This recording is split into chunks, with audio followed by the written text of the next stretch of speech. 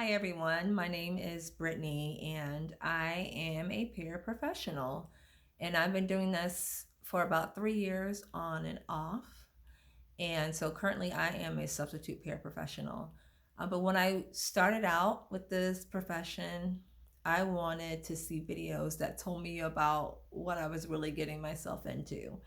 And since then, there's been more videos, thankfully, from people. And so check their videos out.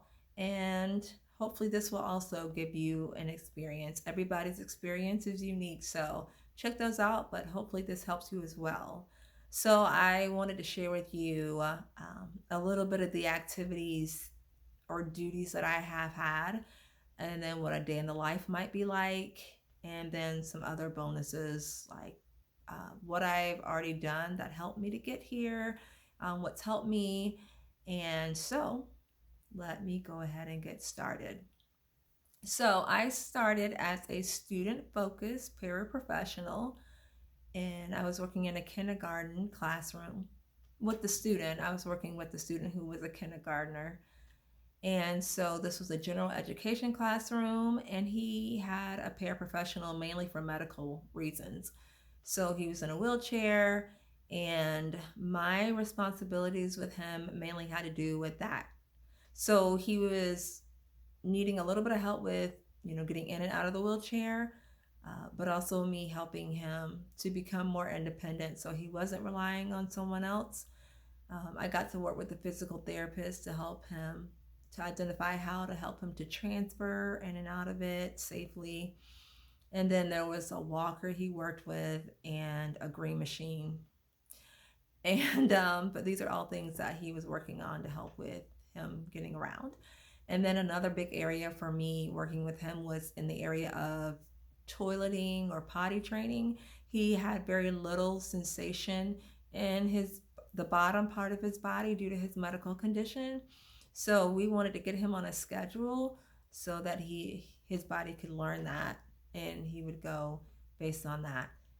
So those are probably the biggest areas that I was working with him, but academically he was fine for the most part. He might have needed a little bit of encouragement to focus on the teacher.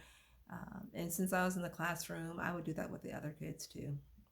But this was a general education classroom, which there are general education classrooms and then there's self-contained classrooms. And usually a para, you will have at least one para working in a self-contained classroom. So like kids with autism, or they might have emotional behavior disturbance and they need a little bit more assistance in that area. And so I have also worked in that classroom setting, usually in the summer. I've worked in the summer.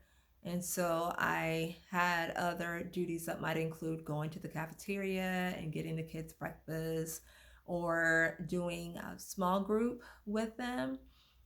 We would call them centers. So like for instance, they might have math and their centers, they're broken up by the teacher.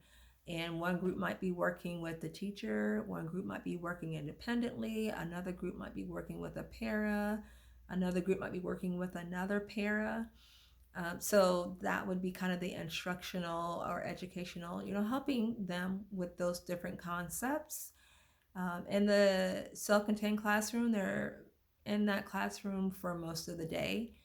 Um, they might go out for recess. They might go out for other resources as well. But they have a primary teacher for their core subjects. And then, let's see, I think those are, so some of my duties as outside of the classroom, cafeteria duty, helping the kids. It's mainly behavior management in the cafeteria or in the hallway with the kids, who are coming in the morning, helping them get to their holding area in the afternoon. They might be a car rider and they have a holding area, and I might be assigned to wait with those kids.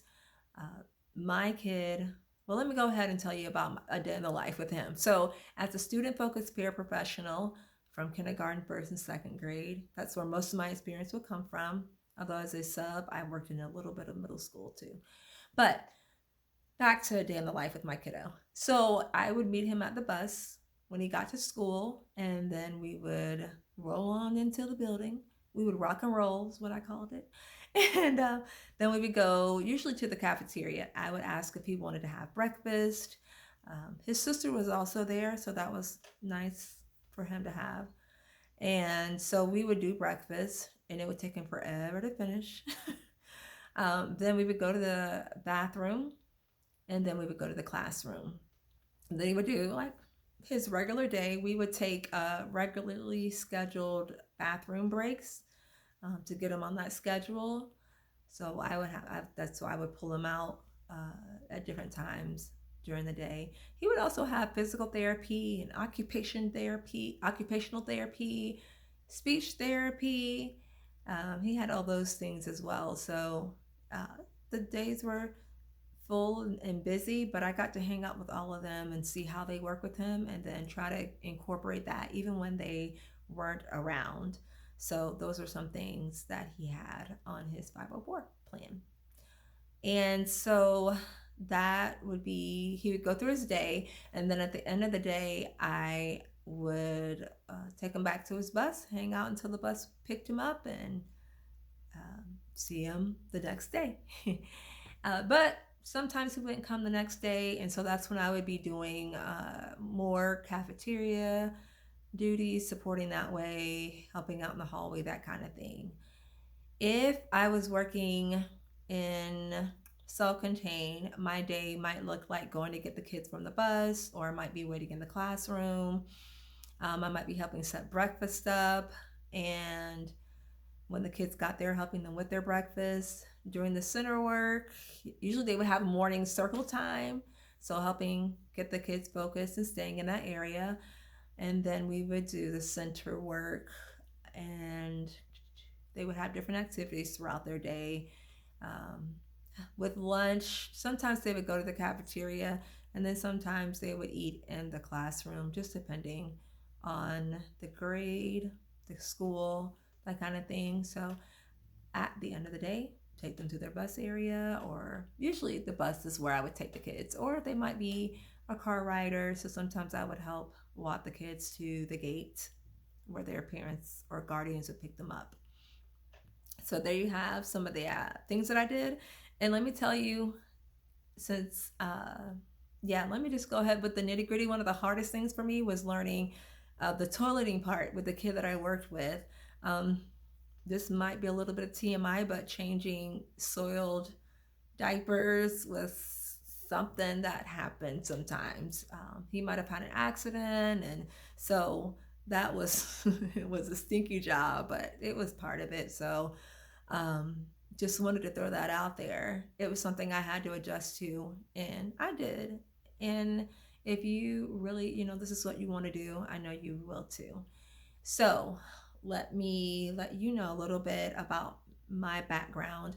I didn't come to this right out of high school. I actually was, and still am, a music therapist. And so music therapy is my other job. So I have two jobs because the pay is just really not that great.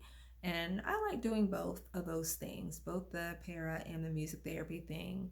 But because I had that music therapy background and a degree, I don't think I had to take the para pro assessment. I think people were taking that, at least I think here in Florida where I am. But I think the degree might have made up for it. I worked with registered behavior therapists. I worked with speech therapists, occupation therapists. So that helped a lot. And speaking of registered behavior therapists, a lot of the things that I learned, especially the kids who might be nonverbal or limited verbal, no touch or feet on floor, I learned from those guys. They were a big help for me to help with behavior management. Excuse me. One other behavior management thing is they might have behavior charts or reward charts where if they do a desired behavior so many times in a row, they get a reward of their choice. And that might be, I like bubbles. Some of the other kids did. It might be a laptop. It might be coloring. It might be goldfish.